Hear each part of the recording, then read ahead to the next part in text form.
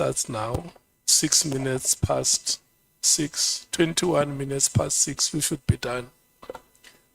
Mr. Matlala, I listened to your testimony yesterday in which you claimed that firearms, cell phones, gadgets and similar items were taken from your property during the raid on the 6th of September and again in a subsequent raid, right? I would like to clarify the following. When you received your items back from SAPS, how exactly did you collect them and what did you collect? I went to the police station and I went there with my protectors, and then they said I must go to the at the back. There's an SAP 13, and I found a gentleman there at SAP 13, and then who said I must produce my ID document to confirm that it's me. And then I showed him, and then he took out the register book, and then he booked them out. Okay. You are saying he booked them out. That means you took many things. I put it to you, I visited Brooklyn SAPS. I went to verify and I tested what you told us yesterday. I'm just back from there. I went yesterday and I went again today. You only took one item out of that SAP 13. One item? One item. What is one item? You took. I put it to you that you on that day, you only took one firearm is what you signed. That is in the SAP 13 book. I'm saying that's a total lie. It's impossible. I got all my firearms. I personally checked the records this afternoon and they indicate that you only collected a single Beretta pistol. Is that correct? It's not correct. It's a total lie. And I'm starting to have worries now. Why did you not collect all the other firearms? Because on the first raid, I think they raided and they took about 5 firearms that was there with ammunition. The second raid was probably about 20 firearms that was recorded in that book that I saw today. That is a lie. It's a lie. It's a lie, yes. I put it to you that the person that signed for those items is a lady. A lady collected. It's not a lady, it's a guy from Northwest. He speaks Tswana. You see, that is something you that didn't I don't collect understand. it, sir. But you didn't collect your items. Someone else collected those items on the 31st of December. It was me. I remember very well. Even my VIP car, it was broken there outside. They had to fetch me with another car. I was there myself. I'm saying to you, I sat in that office earlier on when I left this place. A lady collected the remainder of those items on the 31st of December.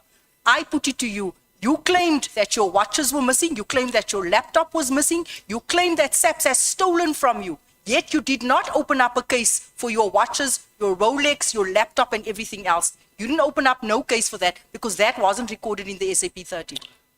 Raising your voice because of this. Because I'm not fighting with you. Because you are worth me raising my voice to. No, you are also lying because what you're saying is not true. I saw. So you are saying that I'm blind. I'm saying that you are not telling the truth. That is a lie. Yes, 100%. I'm saying so. I have proof. Saying to you that the records reflect that you did not fetch your own firearms. No. Then how did my firearm go to my office? So this is why this committee needs a forensic investigator so that we don't have to do our own investigations. But I did it anyway today. It's impossible. I put it to you. When I ask questions, it's not because I don't know the answers. You collect. I remember very well. It was on New Year's Eve. The guy told me that it was on New Year's Eve. I'm telling you, it was on New Year's Eve. The guy said to me that he stays in. He's from Northwest. He was even speaking Tswana. I remember very well that day. I will never forget. They came with a black BMW. Matlala. Yes. And Honorable James. Honorable James Wayaga. No. Wait, Matlala. You. May you. With due respect, honorable members, may you, with due respect, withdraw that statement. Yes. I request you to withdraw the statement. I withdraw the statement. Yeah, I want to make this request to you. I want you to have a conversation. Don't breathe on each other's neck. Yes. Because you are going to make each other uncomfortable. Just relax, take your breath, ask your questions. I've been relaxed all along, but you can see where this comes from. I'm talking to the two of you. I have made an observation. That's why I talk to the two of you. And I want to make this request to you that please have a conversation. You can proceed, Honorable Chair, James. I came here because I was invited and I've honored the invite. So I don't appreciate when someone is raising a voice at me. Whether she takes my testimony or not, it's okay. I understand that. But there is no need for her to raise my voice. I'm not a child. I don't even think she's older than me. But even if she is, still here we treat each other as equals. So no, I don't think she's got the right to raise a voice on me. That I'm not comfortable with. Mokodi. Kgoši le ge e ka ba e nyane go wena ke You are kgoši. not my equal. You are definitely So- not my equal. Say Can't that. say no, we no, treat no. each other as No, equals. We are sitting on two different sides of the Honorable fence. James. Honorable James, listen. You know, let's tell the South African public that when we are here, we are the supreme leadership of this country. There is no institution in the Republic of South Africa bigger than Parliament. Parliament is the highest locus of power in this country. And it will become a very sad day if a member of Parliament will appear on television or on any media platform toe to toe with an ordinary citizen.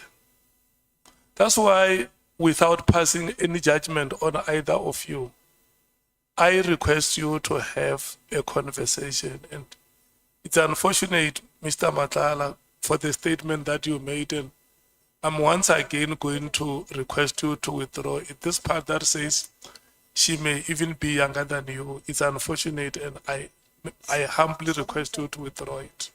No, I'm sorry and I withdraw it, Chair. Yes. Listen now, as you we are going to proceed. I don't want to invite honorable souls to pray for you for peace to reign. I just want you to have conversation. Your time is guaranteed, Honorable James. You will have it. No need to panic. Just have a conversation with Mr. Matlala. And kgotsa e be le lena. If you could not collect all your firearms from Brooklyn because you were not the owner, because that's what we were told, right?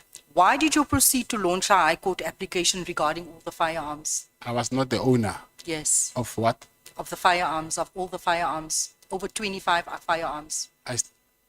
Even now, I still have the licensed firearms of my firearms, and I even have the copies of the licensed firearms. They are registered under my name, under my company.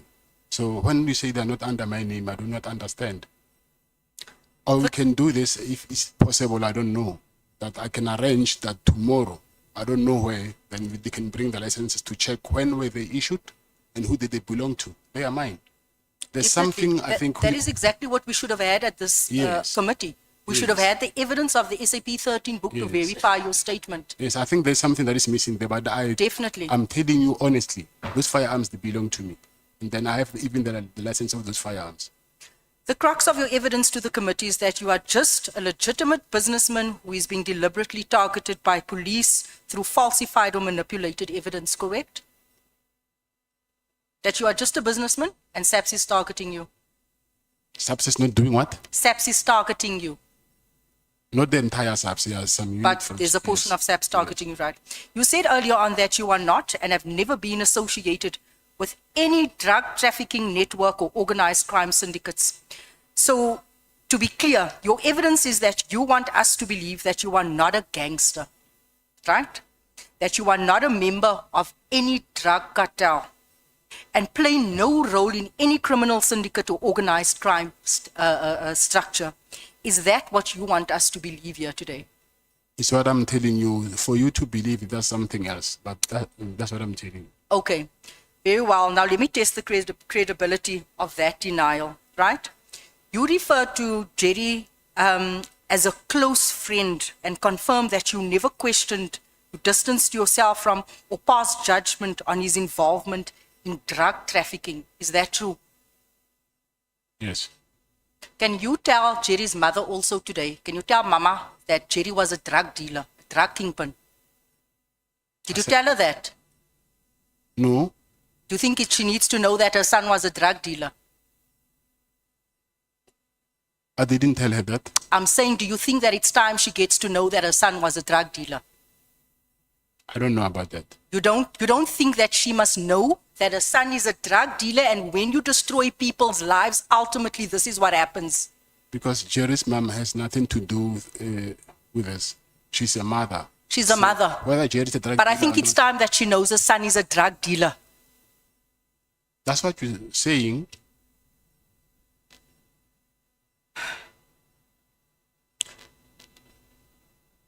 Do you know someone by the name of Ishmael Nangi?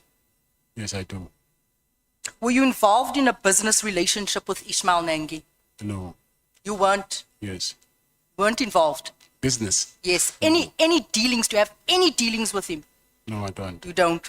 Were you present at the meeting with Ishmael and Jerry on the night that he went missing? No, I was not. You weren't present at the meeting. The night Jerry went missing, you didn't meet with him. No, I didn't.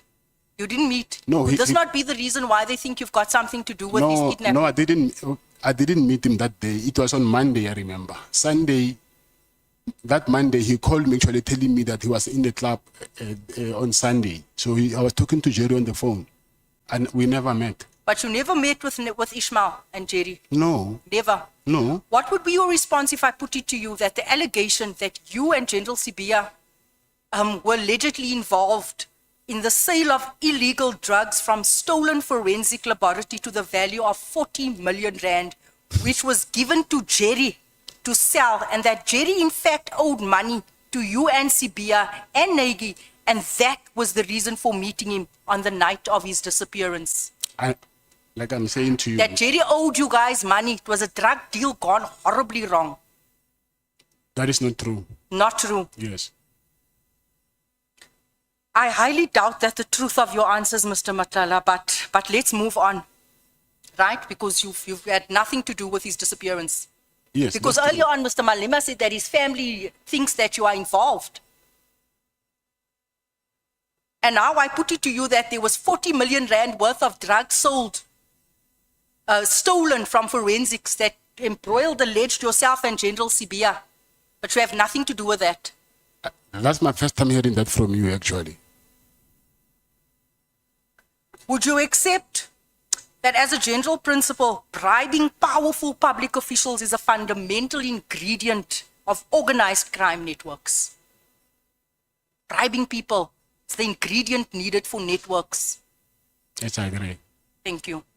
Besides the 500,000 that you bribed former Minister Becky Cele, have you ever given money, gifts or financial assistance to any senior SAPS members? Besides that 500, have you ever given anyone, because we need to track the money? Have you ever given money to anyone, paid for anything in SAPS? Think very nicely. Not that I can think of. Not that you can think of. Let me try and refresh your memory. Have you ever personally paid for cosmetic procedures, namely a BBL, a Brazilian butt lift, right? For a senior member within South African Police Service? No. You've never paid? No. Okay. In that recording that you denied here all day, you are heard saying that you left 200,000 in a bin for General Sibia's office. You deny that is you on the recording, because you said that's not your voice. Your voice has been tampered with. Yes, it's not my voice. It's not your voice, so you didn't leave 200,000 for Sibia. No. Jy en Sibia het niks te doen vandag nie. How do you know General Richard Shibiri? I know him through a friend. Through a friend, very close friend of Sibia as well, right? I think they are colleagues, not Yeah, friends. they colleagues. Amal, same mengelmoes. In the same recording, you say that you paid this general 80,000 rand in cash. That same recording that you're singing that you gave the 200,000, 80,000 to this member. Like I'm saying, that recording is fake. It's fake. Yes. So you didn't pay for this. This 80,000 was for the fact that he was promoted from a brigadier and he was promoted to crime intelligence, and you paid for the celebrations. You didn't do that. No, I borrowed him money and he paid You me back. borrowed him money, Yes. the money for the party to Yes. celebrate his promotion. But he paid me But back. you just said just now that you never gave money. So you know a lot of friends, you have a lot of friends in SAPS. He borrowed me money. He borrowed money from me and he paid back. In the very same recording, you reference amount of 500,000. Here we don't have a name being paid to a crime intelligence official. Do you also deny this? That I paid 500,000 to who? Crime intelligence official. In No. the same recording that played, all this money, trailing of monies that you've paid to people in SAPS. Unfortunately- Not you, not your voice. No. Okay. Do you understand that the common thread in the evidence before this committee is that you were corruptly bankrolling and influencing senior police officials? Whether you deny it or not, you have admitted to bribery of a former police minister. So why on earth should we believe you that you didn't bribe any other officials? I'm not saying I want you to believe me. I'm telling you what I know. So whether you believe me or not, that is something else. Why would a person who presents himself exclusively as a businessman be routinely providing large cash payments to senior police officials, including claims of leaving money in bins, paying for medical procedures, funding of officials within crime intelligence? Why would you be doing all of this? I've never You got done your that. firearms back. Why do you pay? You have a history of paying people in SAPs. But the Like information, you captured SAPs. but the information you have is wrong. I've never And left. people are always borrowing money from you. It's always in SAPs. Can I answer? Are you You finished? may. I'm saying I never left any money in the bin. I put it to you again, if these payments were not intended to influence wrongdoing, unlawful protection, preferential treatment, disappearance, or withdrawal of cases, then for what legitimate business purpose, you being a businessman, for what legitimate business purpose were they made?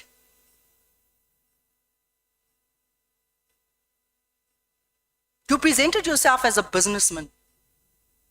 All these transactions, what business value did it have in it for you? Business value meaning giving Mr. Taylor money. Yeah, and everyone else who's That was not a business transaction. not a business transaction. Yes. I put it to you, as my colleagues have said, you are not merely a business, you are in fact a criminal involved in the destruction of our communities, in the destruction of our children. I also put it to you that you tried to avoid appearing before this committee. I also went and I got the records of your consultation with your lawyers. You were actually privileged to have been with them almost every day. You received visits, hours of consultation from 12 o'clock until 5 o'clock. Yet your lawyers wrote this committee a letter saying that you weren't given ample time and you weren't given privacy. And when I check the records, it shows that you were given ample time. In fact, you were favored. In fact, you actually have your family. I'm not sure if your wife is your legal consultant, part of the team. You have your wife here every day with you in the consultation room. This department has gone beyond the call of duty to accommodate you, and yet your lawyers could send this committee threatening messages saying that they're going to take us to court. Is that right? Can I answer? First of all, yes, they gave me time from prison, but we had some experiences that we've experienced some difficulties. There was no internet.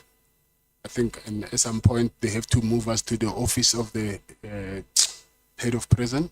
And when we got there also, we had other problems because for my wife to be there, most of the things that I was doing, I asked because she's the only person that knows that which document I'll need where, because I don't have access to for a phone. I've got limited time to call from prison. So my wife, she was there to collect all the documents that I needed. It was not like as if it was a leisure day. It was my legal team and my wife, and it was not like I was using that thing to be with my wife. So that is not correct when you say that the prison is giving me opportunity to be with my wife. So that way it was because of my legal team asked that she can be present so that I can give instruction of which documents I need from them. I'm done. Thank you, Chief. Yeah, thank you so much. I have given you the referee's optional time for the minutes that you spend in an altercation.